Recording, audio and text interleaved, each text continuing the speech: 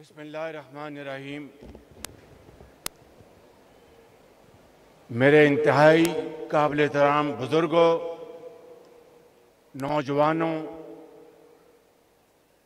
ماؤں، بہنوں اور بیٹیوں، السلام علیکم۔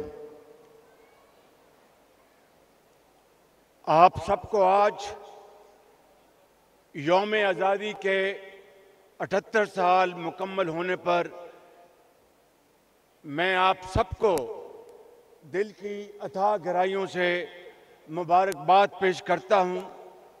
اور آج کا دن صرف کوئی عام دن نہیں، یہ ایک طویل تاریخ ہے جس کے ہر موڑ پر ہمارے بزرگوں کی قربانیاں، ہمارے شہیدوں کے لہو اور آزادی کے متوالوں کے جوش اور ولولے کی نشانیاں ہر جگہ نظر آتی ہیں۔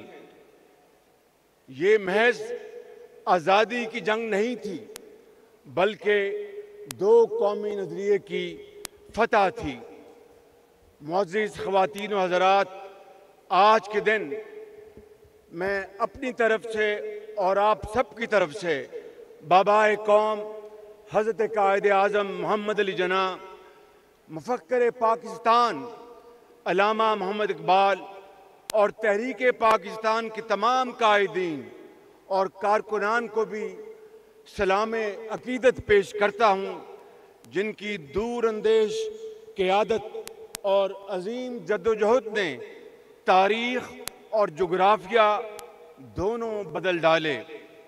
جیسا کہ اسٹینلے والپورٹ نے، جو کہ ایک بہت مشہور تاریخ دان تھا، اس نے اپنی کتاب جناح آف پاکستان میں یہ لکھا کہ چند ہی لوگ تاریخ کا رخ موڑ پاتے ہیں اور اس سے بھی کم دنیا کا نقشہ بدلتے ہیں، اور شاید ہی کوئی ایسا ہو جس نے ایک قومی ریاست تخلیق کی ہو۔ لیکن محمد علی جناح نے یہ تینوں کام کر دکھائے اور پاکستان مارز وجود میں آیا۔ میرے عزیز اہل وطن، ہم نے اس جشن آزادی کو مارکہ حق کا نام دیا ہے۔ آپ جانتے ہیں کہ حال ہی میں کس طرح بھارت نے ایک جھوٹے خود ساختہ الزام کی آڑ لے کر اچانک پاکستان پر حملہ کیا۔ اسے یہ گھمنڈ تھا کہ وہ اپنی بے پناہ جنگی طاقت کی بدولت پاکستان کو خدا نہ کرے زیر کر لے گا، لیکن وہ یہ بھول گیا کہ جنگیں صرف ہتھیاروں کے بل بوتے پر نہیں لڑی جاتی۔ اس کے لیے ایسے نڈر بیٹوں کی ضرورت ہوتی ہے جو اپنی جان ہتھیلی پر رکھ کر میدان جنگ میں کود پڑتے ہیں۔ صرف 4 دن کے اندر بھارت کا غرور مٹی میں مل گیا، کیونکہ اس کا سامنا اس جری فوج سے ہوا جس کی پشت پر سپہ سالار field marshal Syed Asim Munir, chairman joint chief of staff committee general Sahir Shamshad Mirza, air chief marshal Zaheer Babar اور نیول چیف ایڈمرل نوید اشرف جیسے بہادر اور قابل عسکری سالار کھڑے تھے، اور ان کی کمان میں وہ جوان تھے جنہوں نے بھارت کو تاریخ کا وہ سبق سکھایا جو اس کی آنے والی نسلیں بھی قیامت تک یاد رکھیں گی۔ یہ وہ بہادر اور دلیر جوان ہیں جو سیسا پلائی دیوار بن کر دشمن کے خلاف لڑتے ہیں، اور جن کی مائیں اس دعا کے ساتھ انہیں گھروں سے رخصت کرتی ہیں کہ بیٹا اپنی جان دے دینا، لیکن وطن کی آزادی، وطن کی سلامتی اور وطن کی شان پر کبھی آنچ نہ آنے دینا۔ مجھے بتاؤ میرے بزرگوں، بھائیوں اور بہنوں، ایسی قوم کو کون شکست دے سکتا ہے؟ اور مجھے یہ کہنے دیجئے کہ فیلڈ مارشل سید عاصم منیر قوم کا وہ عظیم بیٹا ہے جس نے بھارت کے جنگی جنون کے خلاف ایسی دلیرانہ اور دانشمندانہ حکمت عملی بنائی جس کا اعتراف دوست اور دشمن سب کرتے ہیں۔ جس طرح 14 اگست 1947 کو ایک نئے آزاد ملک نے جنم لیا، اسی طرح 10 مئی 2025 کو ایک نئی قوم ابھر کر سامنے آئی۔ مارکہ حق نے ثابت کر دیا کہ ہمارے آپ کے بزرگوں نے قربانیاں دے کر جو آزادی حاصل کی تھی، ہم اس کی حفاظت کرنے کی پوری صلاحیت اور طاقت رکھتے ہیں۔ عزیز بھائیوں اور بہنوں، آج اس موقع پر میں آرمی راکٹ فورس کمانڈ کی تشکیل کا اعلان کرتا ہوں۔ جدید ٹیکنالوجی کی حامل اور دشمن کو ہر سمت سے نشانہ لگانے کی صلاحیت رکھنے والی یہ فورس، یہ قوت ہماری روایتی جنگی صلاحیت کو مزید مضبوط کرنے کے حوالے سے ایک اور سنگ میل ثابت ہوگا۔ خواتین و حضرات، پاکستان الحمدللہ اسلامی ممالک کی واحد اور دنیا کی 7ویں جوہری قوت ہے۔ قومی سلامتی کو ناقابل تسخیر بنانے کے اس مشن کے بانی جناب ذوالفقار علی بھٹو سمیت تمام سیاسی قائدین، ڈاکٹر عبدالقدیر خان سمیت تمام سائنسدانوں، انجینئرز، کارکنوں اور پاکستان آرمی سمیت دیگر تمام اداروں کا کردار تاریخ ہمیشہ سنہری حروف میں یاد رکھے گی۔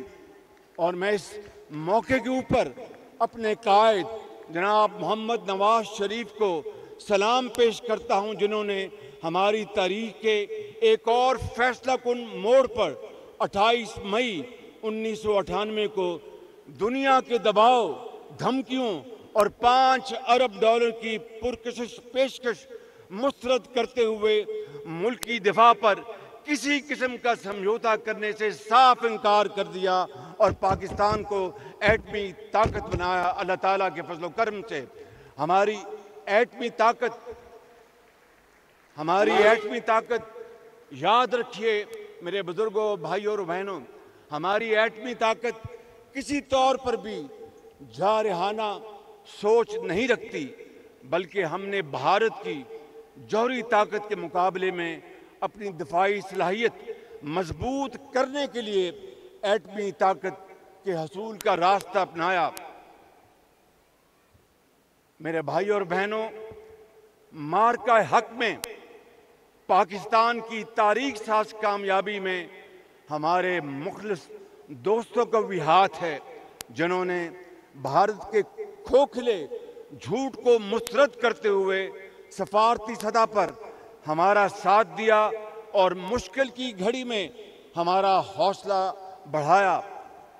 اس حوالے سے ہمارے انتہائی بااعتماد اور دوست ہمسایہ ملک چین، برادر ممالک سعودی عرب، ترکیہ، آذربائیجان، متحدہ عرب امارات، قطر اور ایران نے عالمی سطح پر جس طرح پاکستان کے موقف کی کھل کر حمایت کی، پاکستانی قوم ان تمام بھائیوں کا، دوستوں کا شکریہ ادا کرتی ہے۔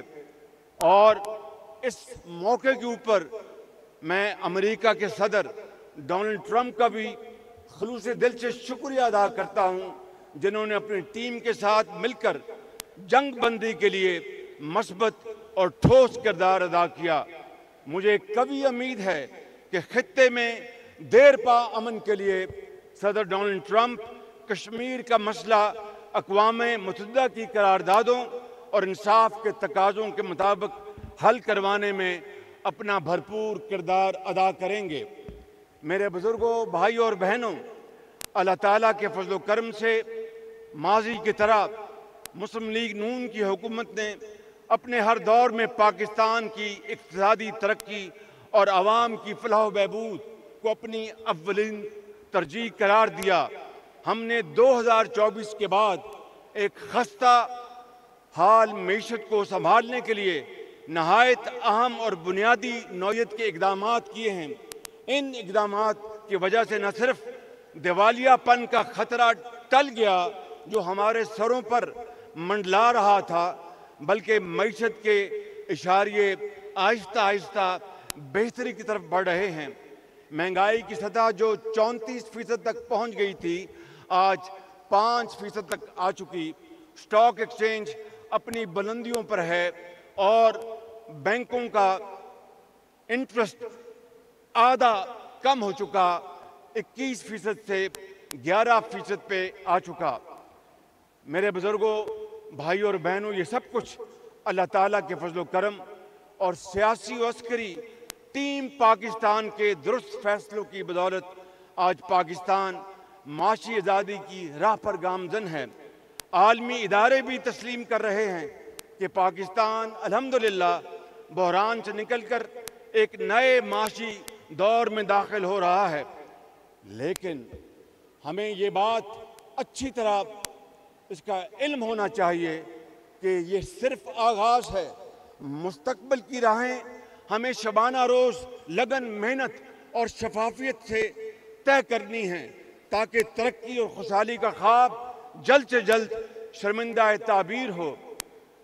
یہاں میں افواج پاکستان خصوصاً chief of army staff field marshal Syed Asim Munir کا شکریہ ادا کرنا چاہوں گا، جنہوں نے سول حکومت کے ساتھ بھرپور تعاون کرتے ہوئے نیشنل ایکشن پلان سے لے کر نیشنل اکنامک پلان تک ہر سطح پر ہم آہنگی پیدا کی۔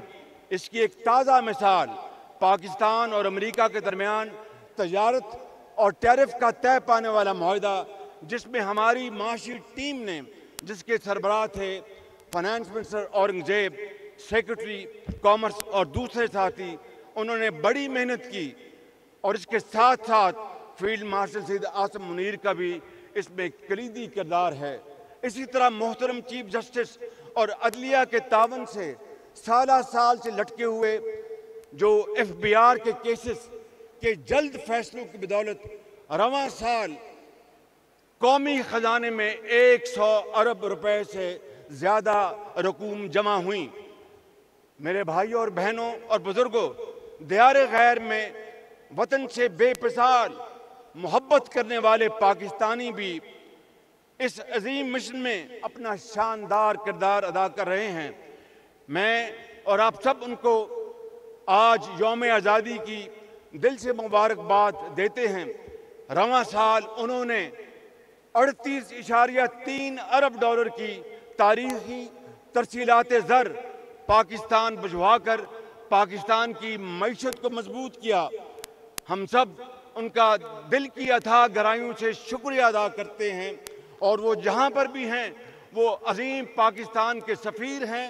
وہ کام دن میں وہاں پر کرتے ہیں، رات کو ان کا دل اور دماغ پاکستان میں اپنے بچوں اور رشتہ داروں کے ساتھ ہوتا ہے۔ معزز حاضرین کرام، آزادی اور مارکہ حق کی کامیابی کا جشن مناتے ہوئے ہم سب کی آنکھوں کے سامنے ان لوگوں کے دکھوں کے دل خراش مناظر آتے ہیں جو آزادی سے محروم ہیں اور محکومی کی زنجیروں میں جکڑے ہوئے ہیں۔ غزہ کی خون آلود گلیاں ہوں یا وادی کشمیر کا مقتل، جہاں پر دن رات بے گناہ کشمیریوں کا خون بہتا ہے اور کشمیر کی وادی ان کے خون سے سرخ ہو چکی ہے۔ پاکستان اصولی اور غیر متزلزل موقف کے ساتھ ہمیشہ اپنے مظلوم بہن بھائیوں کے ساتھ کھڑا رہا ہے۔ فلسطین کا مسئلہ آج انسانیت کے ضمیر کا امتحان بن چکا ہے۔ پاکستان مظلوموں کی اخلاقی، سفارتی اور سیاسی حمایت اس وقت تک جاری رکھے گا جب تک کہ فلسطین اور کشمیر کے بھائیوں اور بہنوں کو ان کے حقوق نہیں مل جاتے، اور ہم عالمی فورمز پر ریاست فلسطین کے قیام اور اپنے کشمیری بھائیوں اور بہنوں کے حق کے لیے بھرپور آواز اٹھاتے رہیں گے۔ عزیز ہم وطنوں، وقت آ چکا ہے کہ ہم سیاسی تقسیم ذاتی مفادات اور کھوکھلے نعروں سے آگے بڑھ کر پاکستان کے لیے اجتماعی سوچ اپنائیں۔ آج کے اس عظیم دن میں تمام سیاسی جماعتوں، اسٹیک ہولڈرز اور سول سوسائٹی کو میثاق استحکام پاکستان کا حصہ بننے کے لیے ایک مرتبہ پھر خلوص دل سے دعوت دیتا ہوں۔ یہ میثاق معیشت کی بحالی کا ہی منصوبہ نہیں بلکہ ایک وسیع تر قومی مفاد کی بنیاد ہے، تاکہ پوری دنیا دیکھ سکے کہ اختلافات اپنی جگہ مگر اپنے پیارے پاکستان کی خاطر ہم سب ایک ہیں۔ خواتین و حضرات، ہم نے دہشت گردی کے لازوال قربانیاں دی ہیں۔ 90,000 پاکستانی شہید ہو چکے ہیں، جن میں افواج پاکستان، پولیس اور دیگر سیکورٹی فورسز کے افسر اور جوانوں کے علاوہ عام شہری بھی شامل ہیں۔ اس جنگ میں پاکستان کو 150 ارب ڈالر سے زائد کا مالی نقصان ہوا، لہٰذا اب ہم کسی نئے فتنے کو جگہ نہیں دیں گے۔ پاکستان میں سب کو احتجاج کا حق ہے مگر جلاؤ گھراؤ کا نہیں، تنقید کا حق ہے مگر توہین اور گالی کا نہیں، سیاست کا حق ہے مگر ریاست کے خلاف بغاوت کا نہیں، اور اس کو ہم کسی صورت بھی اس کو پنپنے نہیں دیں گے۔ اپنی گفتگو ختم کرنے سے پہلے میں اپنی قوم کے انتہائی ہونہار بچوں، قوم کے نوجوانوں، بیٹوں اور بیٹیوں کو یہ پیغام دینا چاہتا ہوں کہ نوجوان ہی تحریک آزادی کے سپاہی تھے، جنہوں نے قائد اعظم کے پیغام کو بر صغیر کے ہر گاؤں، ہر کوچے، ہر گلی تک پہنچایا، اور جو تحریک آزادی کا ہراول دستہ رہے۔ آج بھی قوم کی امیدیں آپ کے ساتھ ہیں، نوجوانوں کے ساتھ ہیں۔ علامہ اقبال نے کہا تھا، وہی جواں ہے قبیلے کی آنکھ کا تارا، شباب جس کا ہے بے داغ ضرب ہے کاری۔ آپ پاکستان کے نوجوان، کروڑوں بچے اور بچیاں تعمیر وطن کے عزم کے ساتھ اٹھ کھڑے ہوں، اور انشاءاللہ تعلیم کے مواقع، روزگار اور کاروبار کے لیے درجنوں منصوبوں کا آغاز کر دیا گیا ہے۔ آپ ان منصوبوں سے بھرپور فائدہ اٹھائیں، اپنے پاکستان کو روشن بنائیں اور وطن عزیز کے مقدر کا ستارہ بنیں۔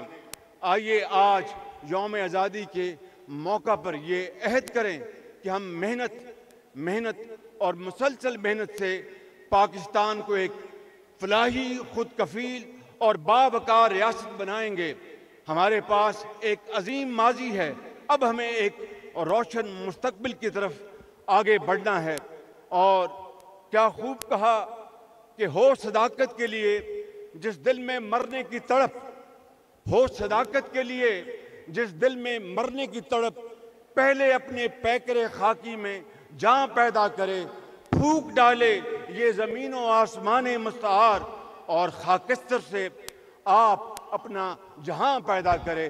پاکستان زندہ باد، قائد اعظم زندہ باد۔